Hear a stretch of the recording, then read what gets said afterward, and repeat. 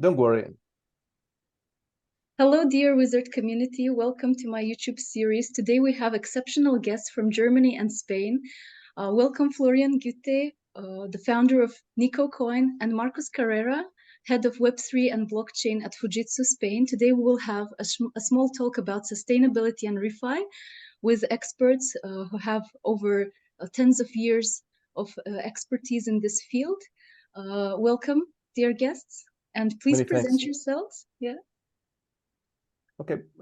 If you want to flow to start firstly. Yeah, sure. Oh, so hand it over to me. Yeah. Oh, Oh, thank you, me. Marcos.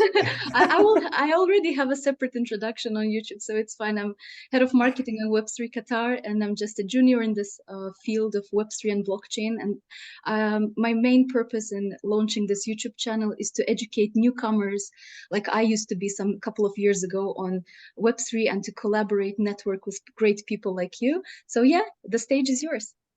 Sure. Yeah, So who my wants to stage go now. first? Okay, good. Go ahead.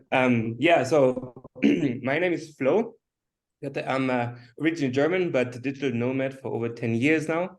My background is actually software development. I started at age 16 as a programmer and had, for the last 15 years, I've run multiple tech startups, mostly in the space of cloud computing and master data management. That's kind of my background. Yeah, and after my last exit, I decided to travel around the world, and I was always very close to the environment, to the planet. My favorite animals are sharks, and I wanted to remove the misconceptions that people have about these animals and show how important they are for the oceans, and they're not as dangerous as people think. And so I traveled, and the more I traveled around the globe, I realized that all the major issues of our times, from poverty, hunger, to environmental destruction, climate change, and mass extinction, are all kind of rooted in the same issue, our financial system, because we have a destructive financial system which is not sustainable, built on the idea of exponential growth, interest, which leads to the rich becoming richer, poor becoming poorer, and a debt-based model which creates more debt than money. So in the end, it's a bankrupt system.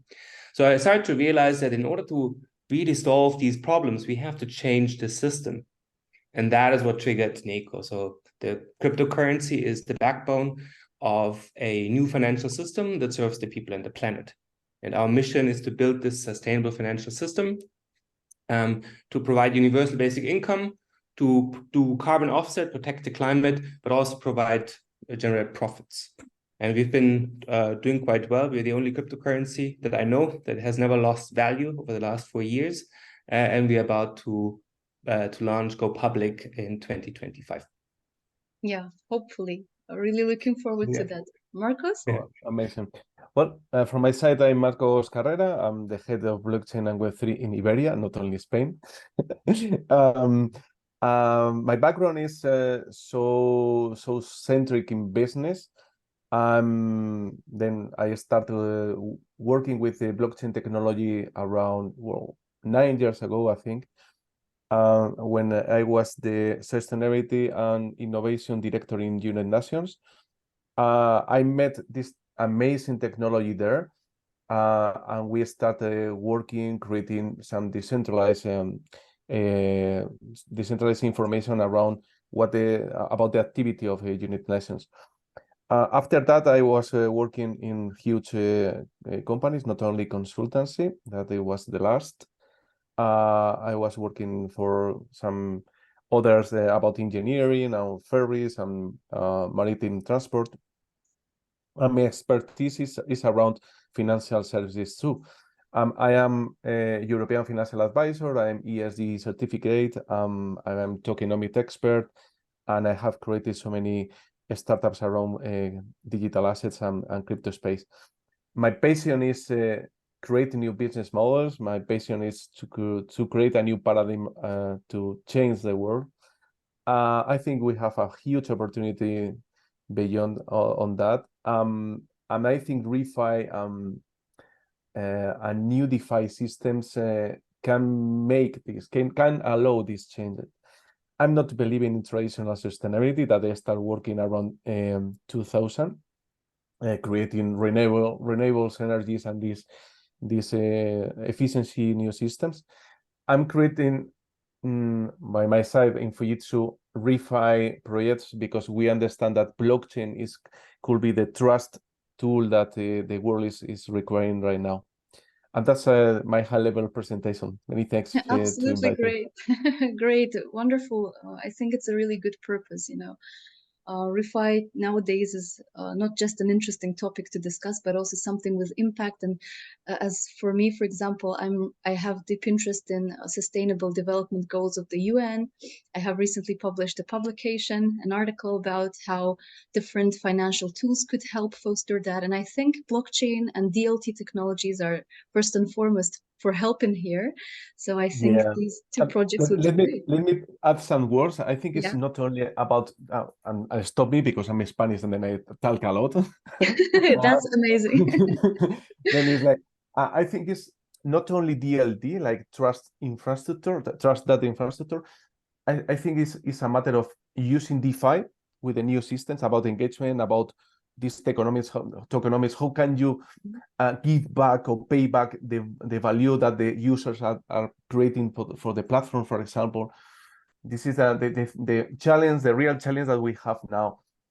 Because I understanding that this is my vision, right? That it's not a matter of it's not. We need not to do only green IT, for example, green IT. That is for example, if we are talking about cloud or data, all the companies now are working around this. Like, hey, how can you measure your carbon footprint? Sorry, for our database or cloud systems. I think it's much more than that. This is why I think that ESG reporting is going to make a real challenge here, because you need to measure. But the thing is that you can use this opportunity to think twice how you want to change your business model, right? And then you can create new business lines or revenue streams news, for example. I think here is the opportunity. Not talking about technology, it's about business, new business models and new let me say new value models. It's so disruptive, but it's like, okay, we need to share our value with the people. That's all. Sorry, I stop here. No. Today the stage is yours. You're free to speak as much as you want in detail, because we are here to educate people. So maybe I would follow up on how is value created in such projects, maybe a little bit on that. Bro, do you want to start with this? The value creation of blockchain projects or refi projects? Yes. Yeah, I mean, one of the issues we have in our world that, right now, value creation is usually a destructive value creation. So, for example, you chop down a tree. This is how in our current system, that creates value. You have a dead tree, you have wood, you can sell it. But if you want to plant a tree, which is what we have to do now, you actually have to pay money. So you see, the system is kind of upside down. So we have to start putting value on these resources and reducing the amount of resources we need. As we know, they are limited. So there are good examples. We could value trees and use NFTs to put value on each tree and record them as Singapore does. Or we could put value on diversity. There's many ways we can put value, but right now our system has a value disorder. We value destruction and consumption. So we have to get away from these values. Another value in our community, we measure happiness. We measure the community happiness index of the community, which is based, actually, there's one country in the world that does not measure GDP, which is Bhutan. They stopped measuring GDP because it doesn't make sense to them. Exponential growth is not really making people happier. We see this in the Western world. But they measure happiness based on 9 domains, ranging from health, education, time use, governance, living standard, environment, culture, community. So these are valuable components that make us happier, and that that are measured in these indicators. And we use this indicator as one of our core goals for the community, to drive happiness rather than driving consumption. So I think Absolutely, in I terms agree of with you. values, first of all, we have to really kind of question our current value system, if it's the right system, if that's the system for the future. Do we really want to, increase consumption on a planet with finite resources where we're already consuming way too much? And I think, there's so many approaches with crypto right now where there's different values, and social values, environmental values, value on tree, value on, certain processes, values on diversity. So this is, I think, what we need to do. We need to really think of creating real value and not just consumption. Definitely, I agree here with you. Jeez. Yeah. Yeah. From my side, I would like to add some words there. I'm fully agree with Flo. Even I'm going to be a bit more aggressive. I think we need to understand that the business is business. Then you need to create a financial value. Then I defend so much the concept of the 4P impact. Like 4P impact is people, profit, planet, and prosperity. You can't create any prosperity if you know are creating any financial profitable, right? You need to create profit in economic terms. Here we have an issue. Sometimes we are thinking, or the people are understanding or misunderstanding that when you are creating something around environmental or sustainability, must not be profitable. And it's not a matter, because it's at the end or in medium or long term it's not balanced. You need to balance all the three aspects to create prosperity. That's why sometimes we need to understand that I think the right way is, if you are able with this 4P impact model, if you are able to create a new business model or some business new revenue streams, then you have the whole picture. You are closing the circle, and then you are going I understand that you are going to close some current traditional business lines, and then you are going to start or continue working with a new business line with the 4P impact. But this is a huge impact. Here we have a huge impact in the companies, because you need to work against the status quo of the people. People, for example, were about 60 years old or with a mentality of 60 years old, is a huge impact for them, because they don't want to change their mind. They don't want to change their world.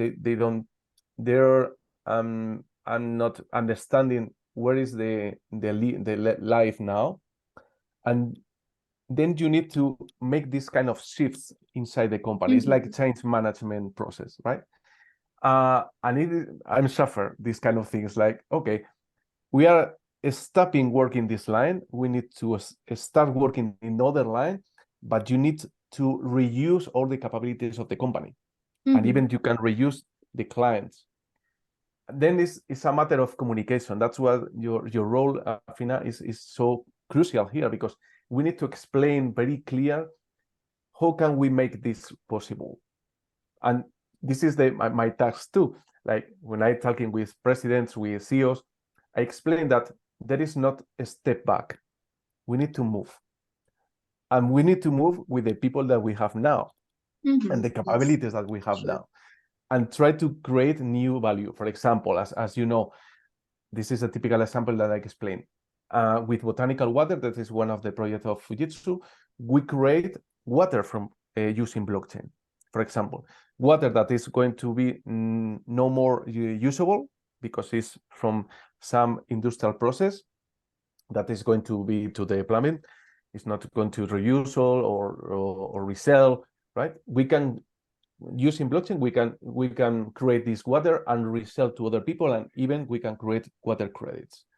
This is the mindset that we need to establish in the companies. Like, if we use this technology, we can create new business lines. But sometimes we need to stop thinking with the traditional mind and thinking with a new opportunity. But I try to explain myself, like, this is I think the right path, using the technology, of course, and try to impact much more. It's not only value, it's impact. Okay, sorry, I stop here. Absolutely. Great, great. So many insights today. Do you think, as entrepreneurs, as people with, as I said, extensive professional expertise and who has really hands-on knowledge about startups, about ventures, do you think nowadays companies or customers or even startups in refi are ready to work in this direction? Is the mindset the customers possess somehow relevant or close to, let's say, this social impact, all those sustainability friendly, eco-friendly topics? Do you think people and companies are ready for that? Yes, if you're talking about startups, I think yes. We really see, I mean, I might be living in a bubble, but I see around me a lot of people taking more care about, the sustainability aspect, at least saying it. And yeah, we see a lot of startups going in the space because it's a huge industry. We have to deal with a major problem that's hitting us, which is climate change and all the other destruction of the planet. And, there is no planet B. So I think it's going to be one of the biggest challenges for our generation, more than just Corona. So it's going to be a much larger economy that has to be built to deal with all these issues, to develop new technologies, to deal with the climate change, to deal with pollution, filtering out plastic from the oceans, planting trees. So this could all be a good space for growth. And I think there's a lot of startups out there who want to do something. The problem still is funding, because as Marcus said, these companies are not just there for profit, they also do social and environmental good. We call it the triple bottom line. This is exactly what we should measure. And our traditional companies are usually just on one part, which is the profit part, and they tend to exploit people and the planet, for more profit. But it's often is to find a better balance between profit, people, and planet. For example, in our community, we decide collectively every quarter how much of our surplus goes to profit, how much goes to the people, how much goes to the planet. And so that is the idea to coming back to this discussion of values before, is like measuring the triple bottom line, or the 4P, as Marcus said, is an important part. And so I think financing is a bit challenging for startups. Also, like, I'm in the crypto space, I've been running around for a long time because the regulation is really complicated, and there is no globally harmonized regulation. Now, Europe is finally introducing next year global or harmonized crypto regulations, because it was impossible to run a cryptocurrency across Europe in the years before, because they couldn't even agree on the same terms and terminologies. So these are, I think, the hurdles that we see. But in general, I see a lot of people who want to do something positive, especially young people are waking up, because, it's our future. You understand, if you're 60, 70, then, you might not think so far ahead. But for us and for me, I'm really concerned what's happening to this planet. It's very clear that we're not going to meet the 1.5 degree warming. So we're going to go into like a really dangerous phase with our planet. And we have to do even more in the future to solve the issues that we're causing now. Amazing. Marcus? I I'm full agree with Flo. I think that we have the mindset ready, especially when you are talking with a startups environment. But I think we are not ready yet. And I'm going to put on the table some issues that we have now. Firstly, that crypto space yet is having some black heritage, like black, sometimes, especially when you are talking with venture capitals and huge bank, they are thinking yet that all related about crypto is coming from a scam and and black actions and toxic assets. This is not real, of course, but we need to clarify and we need to explain in detail that everything related in the crypto space are trust, have the right mindset, and we need to be more professional. And this is the issue that I want to comment. I see. I think that a startup is fine, but sometimes I think we have a gap between startups and government and huge companies. We need to mix them, right? This is for example, the task that I'm doing. If you, for example, if you take one startup mindset and try to make them understand how a huge company is working, then the process are going to be fine. But sometimes it's not possible because startups has a lean methodology, for example, a lean concept that is amazing. But sometimes traditionals and huge governments and huge companies are not thinking as this. They are thinking as like long term, like go step by step, no risk, these kind of things. Then sometimes it's a bit frustrated because you need to join the fastest companies in the world with the with the no faster companies. But the real is that we need to cover the needs that the flow was mentioned, that we need to cover the needs that appears in the clients. Then my suggestion, that's I'm helping I'm helping some startups about this. We need to work more professional. It's not a matter of creating new so much process.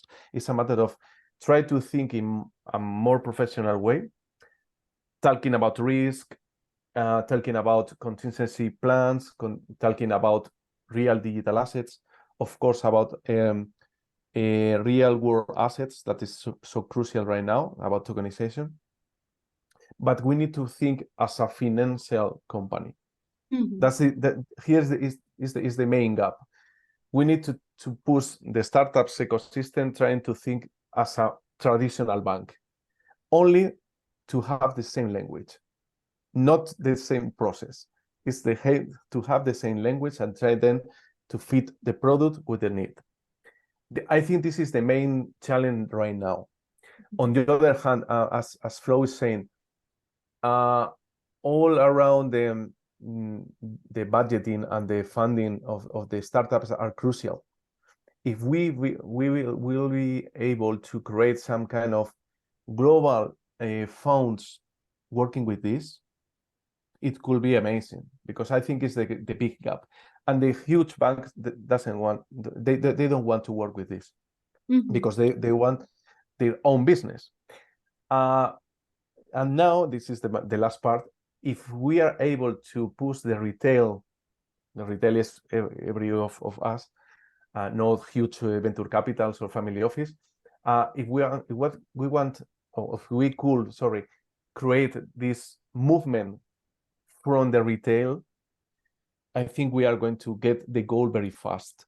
But we need to create like a global mindset. This is the things. And sometimes crypto space is not the right mentality, because sometimes the people are thinking about crypto about only speculation, about earn money so fast. This is not the way. That's why this is the black legend that we need to clarify. Thank you very much. Wonderful. Thank you for insights. Maybe I could also want to ask about financing. I think a very good point in the fact that my guests are really very engaged in this conversation is that you always, I have already felt that, feel what I'm going to ask next about. So yes, financing and funding was a very nice topic you covered partially.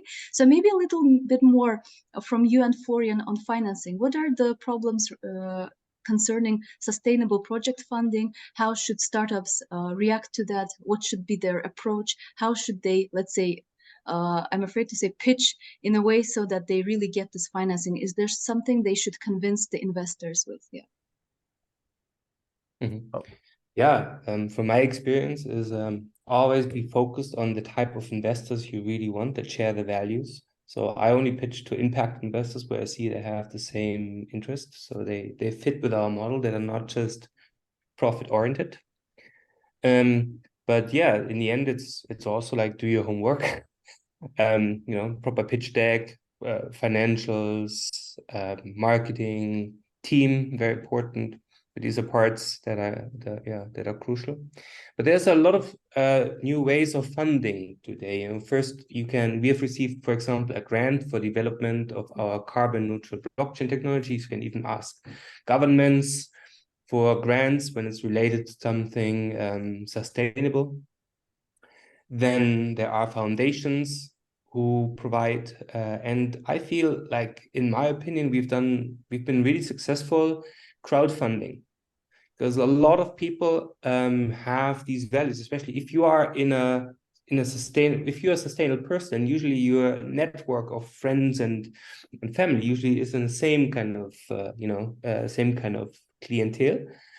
So it was very easy to convince people. Most of our sponsors, our investors, invested in our cryptocurrency because of our values and what we promised. So this is a big selling point. Many of them have never even invested in other cryptos. They just said, this is a cryptocurrency that fits with my values, and that's where I want to put my money in. So there are alternative ways today, token funding, ICOs. So you can use crowdfunding.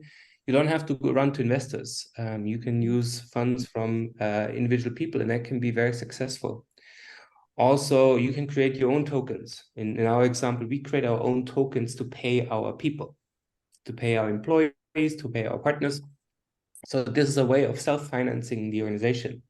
These are all very interesting concepts that are different from the traditional way. And yeah, in our organizations, we are a DAO, a decentralized autonomous organization. So there is no equity, which makes sometimes with some investors a bit challenging, because they're all interested in equity, but we don't offer that. We just say we offer tokens. Everyone has a vote, but nobody has equity. So this can be challenging. Not every investor is open for that. But on the other side, it removes a lot of problems that you can have with, shares and dilution later in the process. And, potentially losing control as a founder later when all the investors come in and you only have a small percentage. So be open-minded, look at all the different options out there: crowdfunding, token funding, ICOs. These are new ways of funding your projects in an early stage that can, depending on your project, be a good way of funding and financing. Well, from my side, well, I have no so good experience around ICOs. Then we are living amazing moments because the regulations has just a start. We have MICA, for example, or Pilote Regime.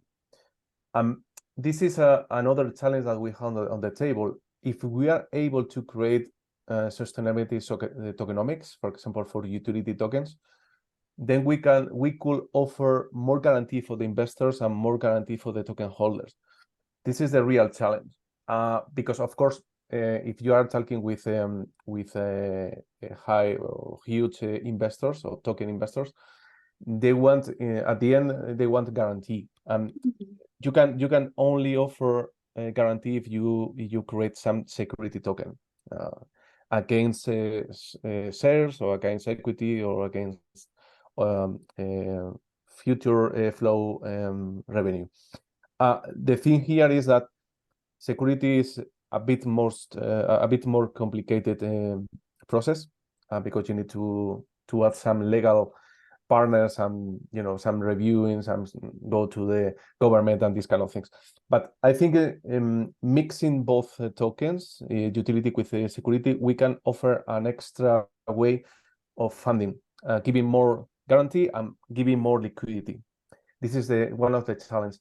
And on the other hand, my experience is that you need to create, if you are working and you are creating some utility tokens, if you create a DeFi platform over that, then you are going to boost your engagement with your token holders.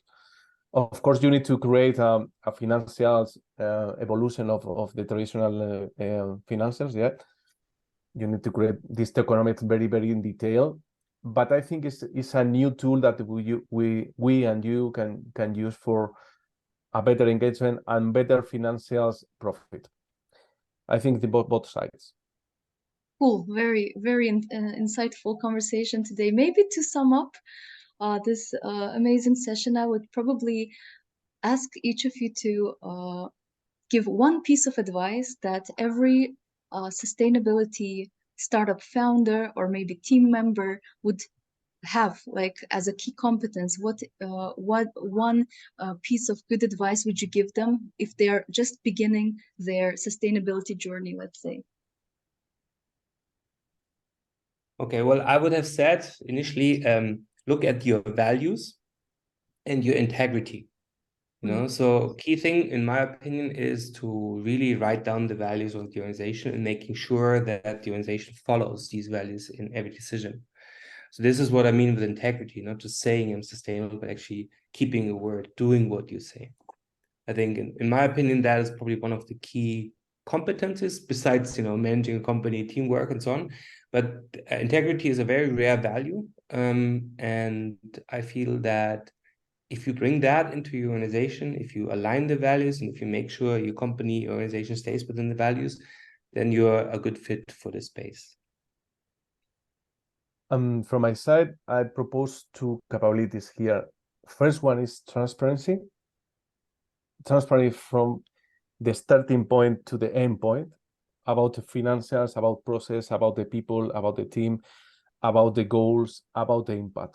And the second, and I think is most relevant, is communication. I think I explained at the beginning.